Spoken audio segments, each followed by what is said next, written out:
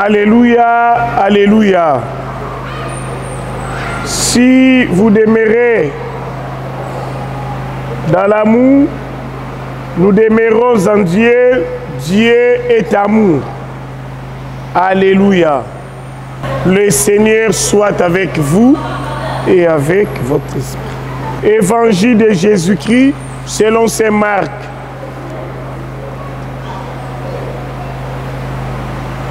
Au chapitre 10e, du 2e au 16e verset. Un jour, des pharisiens abordèrent Jésus et pour le mettre à l'épreuve, ils lui demandaient: est-il permis à un homme de renvoyer sa femme? Jésus dit: que vous a prescrit Moïse? Ils lui répondirent: Moïse a permis de renvoyer sa femme à condition d'établir un acte de répudiation.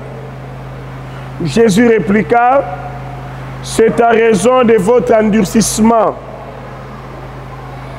qu'il a formulé cette loi. Mais au commencement de la création, Dieu les fit hommes et femmes. À cause de cela, l'homme quittera son père et sa mère.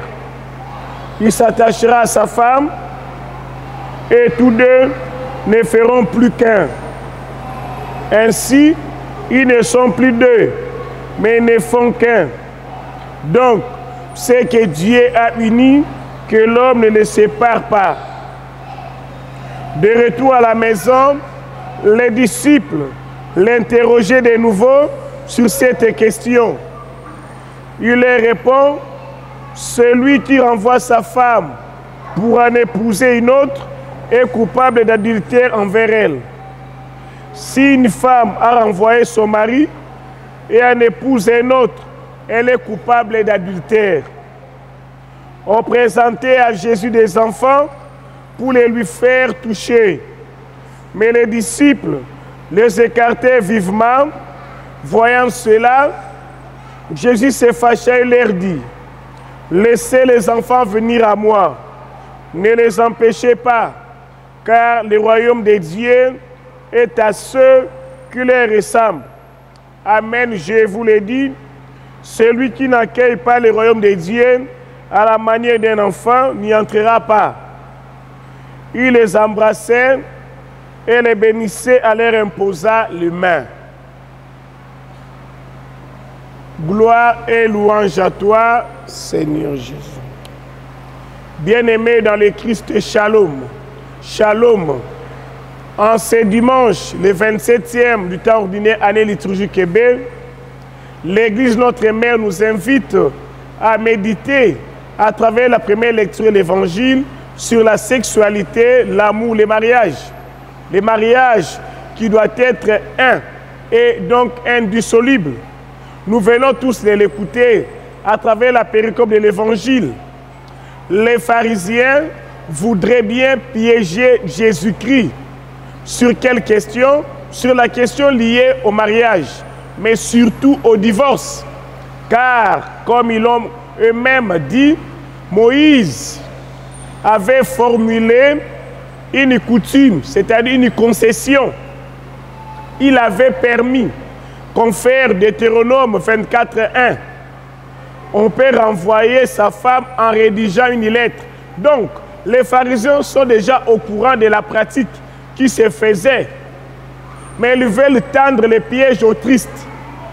Est-il permis à un mari, à un homme, de renvoyer, de répudier sa femme? Jésus leur pose la question: que vous a prescrit alors Moïse? C'est vrai, nous parlons de la prescription, mais en réalité, pour Moïse, ce n'est pas une loi, une prescription, c'est plutôt une permission, une concession. Car le Christ voudrait alors dépasser ce que Moïse a enseigné pour fonder le mariage, l'amour, la sexualité sur ce qui est originel, c'est-à-dire ce que Dieu lui-même a prescrit dès la création. Alors, Moïse nous a permis de rédiger la lettre. C'est à cause de votre endurcissement, oui, Parce que les Juifs ne comprenaient pas. Et les Juifs, étant donné qu'ils étaient dans une société phallocratique où les hommes dominaient, ils étaient pour cette pratique. Et malheureusement, ils pouvaient renvoyer leurs femmes pour voilà, des futilités. Par exemple, des questions liées à la cuisine. Parce qu'un plat était brûlé, on peut renvoyer sa femme. Parce que ma femme s'est coiffée de telle façon qui ne me plaît pas, je la renvoie. Voilà, on pouvait renvoyer la femme pour n'importe quel motif, c'est vrai. À l'époque, nous sommes donc dans la société juive. Et à la même époque, chez les Romains comme chez les Grecs, la femme aussi pouvait renvoyer son mari. Mais là, nous sommes vraiment chez les Juifs. Donc voilà, pour des questions voilà, qui sont vraiment banales, on pouvait renvoyer sa femme. Malheureusement, ces pratiques se vivent encore aujourd'hui. Dans notre monde d'aujourd'hui, les mariages ne tiennent plus. Nous les savons tous bien. Combien de fois nous écoutons qu'il y a tel nombre de divorces dans telle commune ou dans telle autre. Chaque jour, on attend. À cause de ceci ou de cela, les gens se marient aujourd'hui, 2-3 jours après, ils veulent déjà divorcer. Ça, c'est grave. Et nous allons voir, là, c'est même aller à l'encontre de ce que Dieu lui-même a prescrit. Après avoir dit cela, le Christ renvoie alors les pharisiens et la foule, y compris ses disciples, à ce que Dieu lui-même a fait depuis le commencement. Bien-aimés dans le Christ, chers frères et sœurs, nous, notre source fondamentale pour aborder la question du mariage, de l'amour, de la sexualité, ne doit jamais être nos coutumes, nos traditions, mais plutôt la parole de Dieu. Qu'est-ce que vous lisez au commencement? Dieu les fit hommes et femmes. Bien-aimés dans le Christ, c'est très important par rapport à la dignité. Et l'homme et la femme, les deux sont égaux en dignité humaine. Il n'y a personne qui est au-dessus de l'autre. Il les fit de toute façon, et l'homme et la femme, personne ne porte l'humanité à 100%. Autrement dit, l'homme a besoin de la femme a besoin de l'homme. C'est la complémentarité. C'est vrai. Si la première lecture d'aujourd'hui nous parle d'Ève comme aide. L'homme est aussi l'aide de la femme et vice-versa. Mais les deux sont créés pour vivre ensemble, pour fonder la communauté de vie, pour marcher ensemble, la synodalité, la communion, pour se compléter. On a toujours besoin de l'autre. Voilà pourquoi c'est toujours Dieu lui-même qui a permis à ce que l'homme quitte ses parents pour s'attacher à sa femme, pour que les deux ne deviennent qu'un. Oui, devenir un, c'est d'abord de façon spirituelle, c'est vrai. Humainement parlant, l'homme reste homme, la femme reste femme.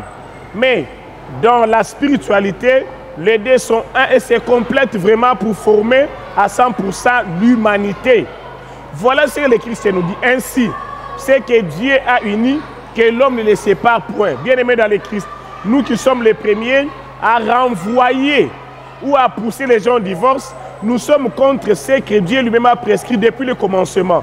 Nous devons plutôt encourager les maris à rester toujours un, à rester toujours soudés, et les mariages ne peuvent être dissous. Et vous le savez, même dans l'église, des fois nous écoutons les gens dire, nous allons voir l'évêque pour qu'il prononce les divorces. L'église ne prononce jamais les divorces. L'église plutôt reconnaît qu'un mariage est nul, prononce la nullité, non les divorces. Bien aimé dans le Christ. Voilà en gros. C'est que l'église nous invite à maîtriser, à méditer, à saisir aujourd'hui. Le mariage vient de Dieu. C'est Dieu qui en est le fondateur depuis le commencement. Il doit rester un et indissoluble pour n'importe quel motif. On doit toujours chercher comment arranger pour que les époux restent un, restent soudés. Et à cela, le Christ le dit lui-même, il va l'expliquer à ses apôtres, à ses disciples. Oui, celui qui renvoie sa femme pour en épouser une autre ou vice-versa, tombe dans l'adultère. Attention, attention, attention, nous devons demander la grâce d'encourager de rester toujours unis. Et après cela, il y a un autre enseignement qui nous concerne, c'est l'enfance spirituelle. Concerne les enfants. Les parents, surtout les mères, connaissent très bien que Jésus-Christ est la source de grâce, source de sécurité, de protection et de vertu. Voilà pourquoi elles lui présentent leurs enfants pour que le Christ puisse leur imposer les mains. Mais les disciples sont conscients que des fois les enfants dérangent par leur spontanéité et ils les empêchent d'approcher le Christ. Le Christ est contre cela. Il ne faut pas les empêcher. Il apprécie plutôt le dérangement, l'exigence des enfants, leur spontanéité. Il les propose même un modèle pour avoir le royaume. Parce que les enfants sont pauvres, ils sont dépendants. Les enfants n'ont rien, ils comptent sur leurs parents. Les enfants se laissent sécuriser par les parents. Donc, au-delà de cette enfance biologique, il s'agit pour lui d'enfance spirituelle. Autrement dit, l'option de Dieu notre Père, c'est une option préférentielle pour les pauvres et les faibles. Nous allons prier le Seigneur qui nous aide, qui nous accorde vraiment la grâce d'être des enfants qui dépendons totalement de lui, qui ne comptons que sur lui, qui nous bénisse abondamment, qui bénisse également chacun de nous, pour que cette parole produise en nous beaucoup de fruits. Amen.